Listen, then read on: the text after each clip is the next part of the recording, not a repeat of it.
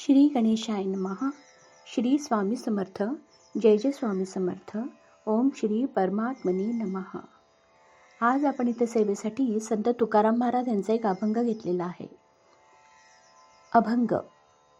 सुखे वळंबा दावी गोहा, माझे दुःख नेणो पहा. आवडीचा मारिला वेडा, होय कैसा म्हणे भेडा.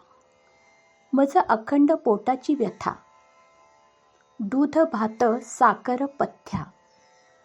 दोन प्रहरा मज लहर येती, शुद्ध नाही पडे सुपत्ती. निज नये खाली घाली फुले, जवळीनं साहती मुले. अंगी चंदन लाविते भाडी, सदा शुळ माझे कपाळी. निपट मज न चले अन्न, पायली गहू सांजा तीन. गेले वारी तुम्ही आणली साकर, 7 दिवस गेली 10.5 शेर. हाड गळोनी आले मास, माझे दुःख तुम्ही नेणावे कैसे. तुका म्हणे जिता गाढव केला, मेलियावरी नरका गेला. सारांश.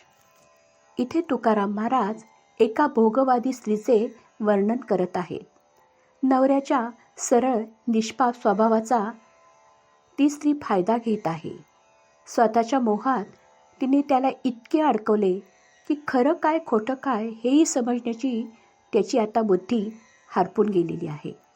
स्वतः नरजन्माचा त्यांनी उपयोग केलेला नाही आहे आणि ती नरकधामी केला.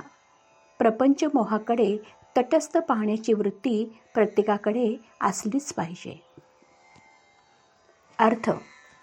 भोगवादी स्त्रीचे सर्व हट्ट तो पुरुष पुरवत आहे.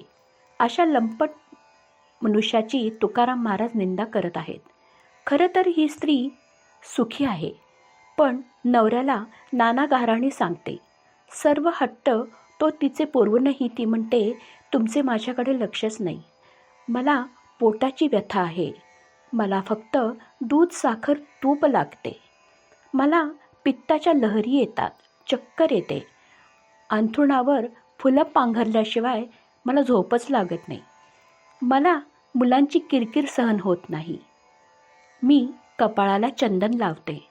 मला 3 वेळेला पायलीभर गव्हाचा सांजा लागतो.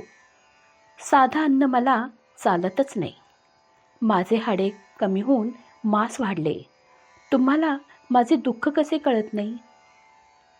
तुकाराम महाराज म्हणतात, अशा तऱ्हेने त्या माणसाला जिवंतपणीच तिने मूर्ख केला. त्यामुळे देवभक्ती तो विसरला. तिच्या दासत्वाने अंती नरका गेला. श्री स्वामी समर्थ.